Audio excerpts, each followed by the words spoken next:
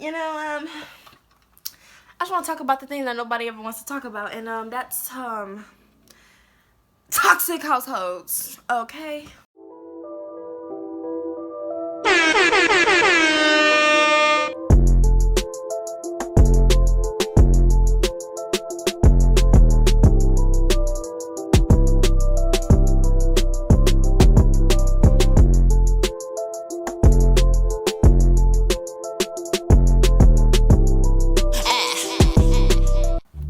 Yesterday I was watching YouTube and I was watching the Taylor girls, and the video said our little sister asking her parents, can she move in with us? And they got out the house. Now Daisha and Ty, Daisha's like 2 years older than Ty, I believe, so that's why she didn't move out of her parents' home until she was 20, because she was waiting on Ty to become 18, because Ty was like, no, don't leave me here. Because Daisha was saying, like, because at 18 I would have left. I only stayed because this one here was crying and they want me to leave her here with y'all. And I was watching a video, and in the video talks about how, because they got the dough taken off the thing, but then their father was like, y'all was sneaking out, trying to hang out with little boys. They was like, no, we're trying to have fun, we're trying to live our lives, because that's essentially how you grow up during your teenage years. Like, you want to have fun, point blank period. And you feel like when you get older, you're not gonna be able to do all of that. And parents kind of stick it through your brain of, no, like, can you just listen to me? I know what I'm talking about. You know what I'm saying? Because they do want what's best for you. But I feel like they kind of forget that their children have ideas, ideals, and what word am I looking for? Like they're on, like becoming, like just beginning to think for themselves what they want, what they need, and what they want in life. And I feel like parents start to forget that your child is just not a side character in your life anymore at the age of 15, 16 plus. At that point, they're becoming their own person. They're learning what they want to do with themselves. And if you're holding them back and not allowing them to do certain things, they will feel stuck. They will get depressed. In the video, they was like, she's depressed. She was like, I'm not depressed. I'm just annoyed because y'all hold me back from stuff that I really want to do. Like, no, we know, I'm just gonna keep you safe. And I understand that. But I feel like maybe if they will talk to her and ask her what she does want to do, and maybe gave her boundaries within what she wants to do. Like, okay, you want to hang out with your friends late at night? Okay, don't come back past midnight. My curfew is midnight. I'm 18 still with my mother, and my curfew is midnight. People might be like, you're 18, your curfew is midnight? That's crazy. Yeah, I asked my mother, I'm 18 now, and I was like, hey, Ma, can I spend the night with my boyfriend, because that's what I'm doing now? And she was like, no, you don't need to be doing all that. You need to focus on school. But let me tell y'all something. I'm more focused on school when I'm with him at his house than I am at my own house. And the only reason why I say that is because here, I feel like it's not the fact that it's a lot of distractions. It's just the fact that it's loud. They're not always quiet. They're always arguing about something. My mom always being and complaining about stuff. You feel what I'm saying? Like, I do what I gotta do. I clean up, and then I leave. And that is what it is. And I literally don't be coming back until the next day, basically, because I don't come back home until midnight. So I leave out for the whole day. Now, today I am home, as you can see, because I'm doing DoorDash orders, and I'm probably going to leave out and go to my boyfriend's house again. But I'm doing DoorDash orders today because I don't want nobody getting away with my money. That's no period. I just wanted to get these YouTube videos out first. But honestly, y'all, it was just like, I don't know. It really felt like, when I was watching that video, I literally started crying. So first, we're going to go ahead and go with how speaking your mind is always disrespectful. That's number one. Love it. Speaking your mind is always disrespectful. That is one thing I will never understand with black parents, is how in the heck is speaking my mind disrespectful when I'm simply just trying to tell you how I feel, and then they belittle your feelings, making it seem like your feelings don't matter over theirs, as if your feelings are superior because they're the quote-unquote adult and they pay the bills. Just because you pay the bills doesn't mean that my feelings don't matter. Don't say my feelings don't matter. You know what I'm saying? Like, that really don't sit right with me. Shit, I together. I just kind of feel like, don't belittle my feelings because you're the adult. That doesn't mean anything. You decided to put me on this earth, and I be getting vulgar. I'm like, you cut your legs open. Yeah, I be saying stuff like that because it's like, I didn't ask to be put on this earth, and you telling me that my feelings don't matter because you're an adult and I'm a child, because I'm younger than you. And it's not even their fault that they be talking to you like that. It be their own parents' fault. It's a generational thing. Literally every black parent or every parent of color does this. Even probably white parents, but I don't really see it prevalent in white parents. Not trying to belittle y'all, make y'all seem like y'all don't be having issues, but it's more so common in black households and people of color's households where they belittle you and make you feel like your feelings are just not important. Then they get mad when you don't speak about how you feel one day. Like, magically they just want to care about how you feel. And this is number 2, being scared to speak up because black parents always become offended. I don't speak up because every time I speak my mind, you get offended. Your feelings get hurt. Now your feelings matter, but mine don't matter. When you offended me and when you was disrespecting me, you felt like you disrespecting me didn't matter. I was being disciplined. No, you were disrespecting me. And parents kind of feel like, oh, you're a child, you my child, I can't disrespect you and you my child. I'm a human with feelings. There is disrespect. I feel like in order to get respect, you have to give respect, regardless if you're a kid or not. Even as an adult, like, I still respect my mother. I live under her roof, and I feel like due to how me and her relationship is, we don't really have a bond. Like, there's no bond there. There's more of just mutual respect because you're my mother and because I live under your roof. And I just really felt like, because every time I ever try to, I will never forget, y'all, just quick little spill, I never forget when I was on the phone with a family member. I'm not even gonna say who, what, when, where. I was on the phone with a family member and I was in a good moment. Oh my god, yeah, I'm so excited. And I'm like loud. So when I get happy, I get very loud. I get very loud, I get very spunky, I get very bubbly. That's just how I am when I'm really happy. And she goes, why you yelling? Why you got an attitude? I went, not you saying I got an attitude and I'm happy. Like, literally, that's what really showed me that my family literally knows nothing about me, and it really hurt my feelings. And that's when I really learned from like age 13, 14 to pick my battles with my family, because at the end of the day, you're not gonna win. Why? Because they're adults and they're always gonna belittle you to make you feel like, no, I'm the adult and you should, like, that's just how it is, and there's nothing you can do about it. Pick your battles. I'm telling you, I don't know who needs to hear this, but stop arguing with your mama, daddy, auntie, grandma, uncle, grandpa. Pick your battles, because at the end of the day, you're not gonna win. Don't matter how right you are, you're not gonna win. And they're not gonna really apologize to you. They gonna hit you with the, you wanna come eat some food? Come look at this Facebook post. Oh my god, it's so funny. Number 3, fear being instilled in children. Man, they be like, they always want to hit you with the whooping. They be like, hey, can you talk to your child? They get mad when their child is, maybe, say your child is sad about something because they really wanted a toy. And you can easily tell your child, no, I couldn't get it for you, didn't have the money, or you was bad at school so you can't get it. But they don't really speak. They kind of feel like, oh, words not enough, I gotta hit them because they don't be listening. I feel like there are ways to discipline your child. I don't, spanking your child, I'm not even against that, but it's when your child is scared of you. And I'm not saying like they shouldn't be scared of you. I'm saying there's a certain amount of fear. There's a threshold that should not be passed. Once that threshold is passed and you got your child flinching whenever you raise your hand or something stupid, you should be worried about your parenting skills. And that's just how I feel. Okay?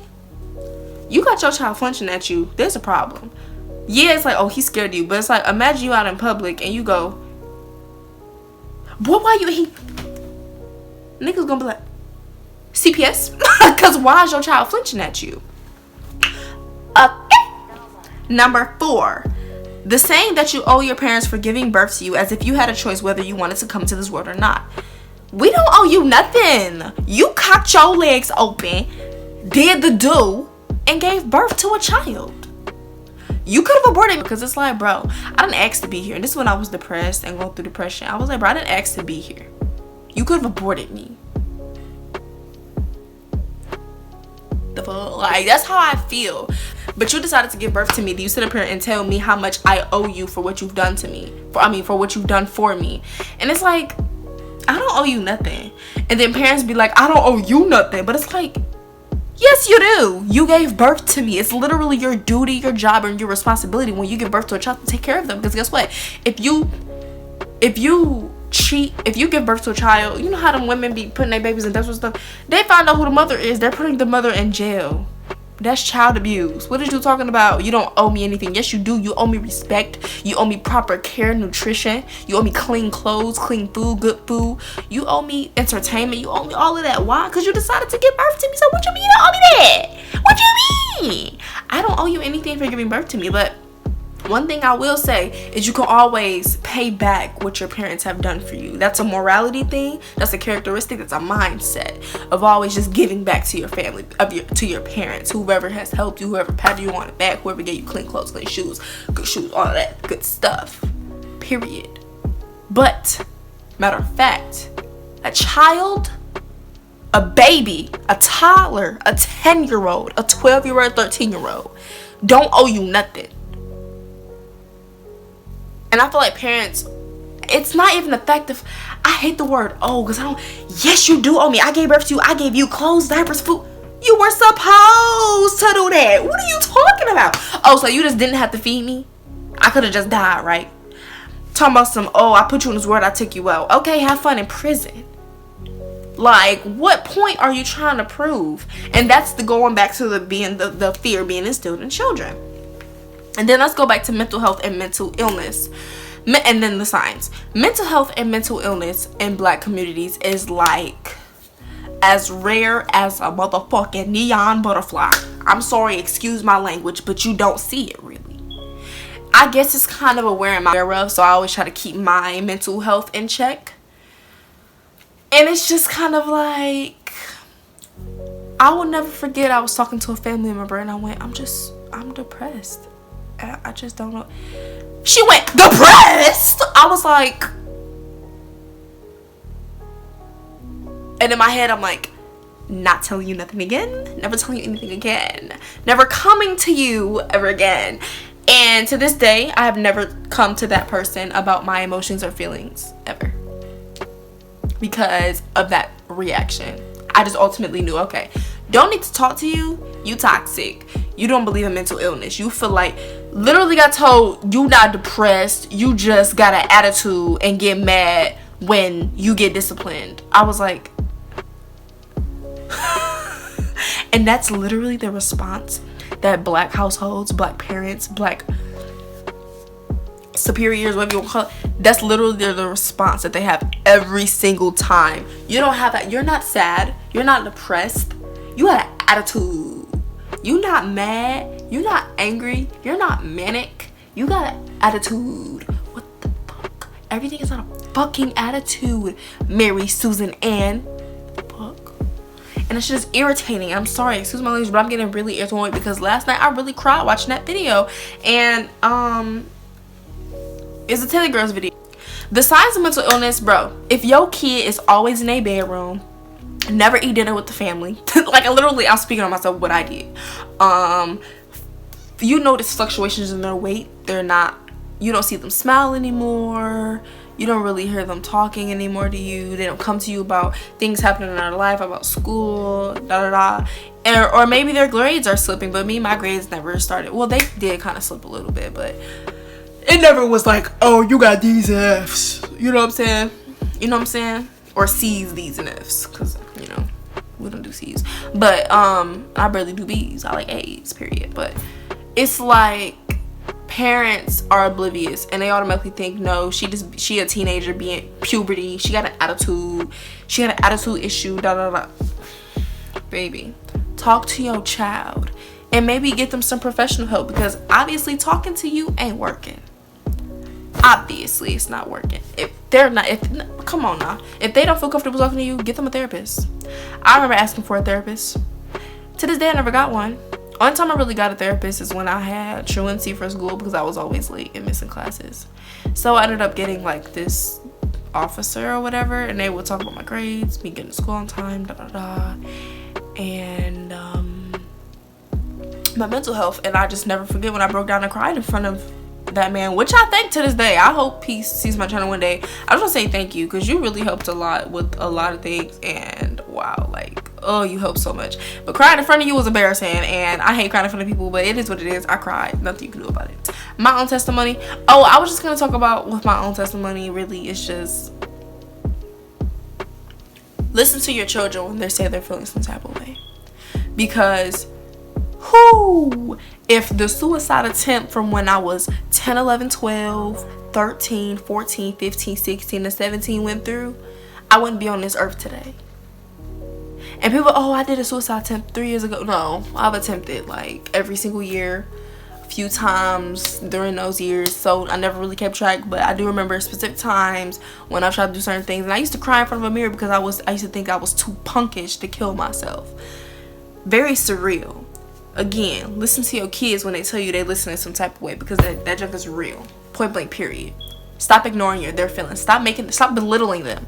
Pooh, belittlement. Stop making it seem like what your kids do is not as important as what you do. Oh, I pay the bills and I do this and I do this and I do this and I do this and I do this and I do this.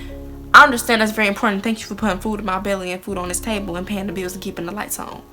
But I'm stressed too. No, you're not stressed. You're just a little overwhelmed, bitch. I said I'm stressed. Don't belittle what I just told you just because I'm younger than you. You're not going to make it. Just because someone is going through something that doesn't seem that big to you doesn't mean that it isn't big to them. Point blank, period. Stop doing it. It's irritating. Ugh. I'll never forget when somebody told me that. You're not stressed. You're just a little overwhelmed. You got a little bit on your shoulders. Just a little bit.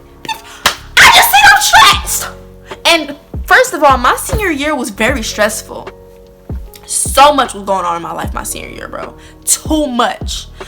At night, I would go to sleep, wake up drenched in sweat in the middle of the night. And you think I'm just a little overwhelmed, got a little bit of extra weight on my shoulders. No, bitch, I'm stressed like I just fucking said. Okay. I never forget when I told my parole officer that. He was like, yeah, you're stressed. That's not just a little bit of thing on your shoulder, bitch. That's stress. That's severe stress. So like, he literally told me like, yeah, you're stressed. You need to calm down. And my senior year, he knew I was doing a lot. Jobs, training, school, work, YouTube, baby, home life. All of that wrapped into one. Baby, I was tired. Being 18 and realizing that you need to just... Being 18 and realizing that a lot of people in your family... Like, when you get older, bro, you really realize how many people in your family really be having mental illnesses. They don't even be severe illnesses. It just be like, you know something is wrong, bro, by the way they act. And they be acting like it's completely normal. Lashing at you is completely normal. Getting mad at you, cursing you out, calling you out your name is completely normal.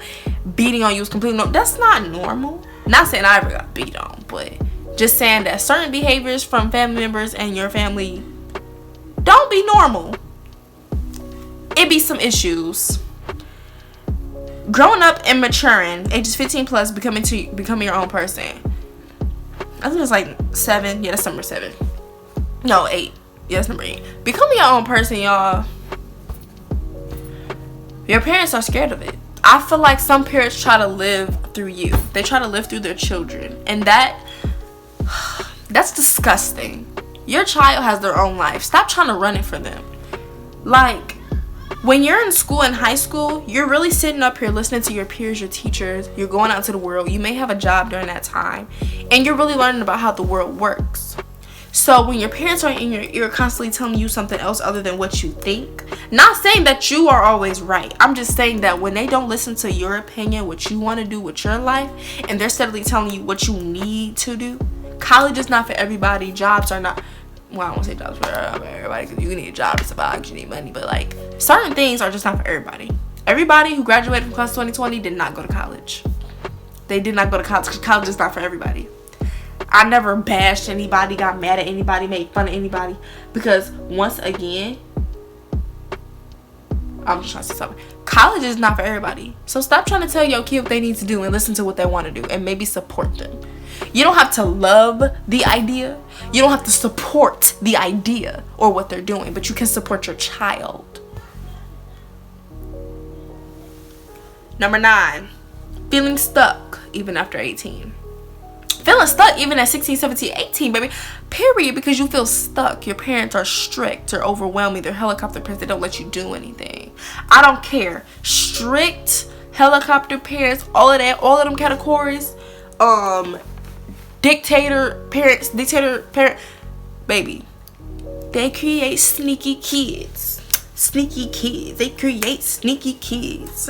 And that's on what period? They create sneaky kids. Sneaky kids. You know how many things I gotta wait with? Even after, because I feel kind of stuck. My curfew is 12 and I'm 18. I'll be like, you're 18, why's your curfew midnight? I mean, I feel like midnight is pretty reasonable. My boyfriend don't even like me being out late, you know, because it's a dangerous world, you know what I'm saying? But it's like, girl, let me spend a night.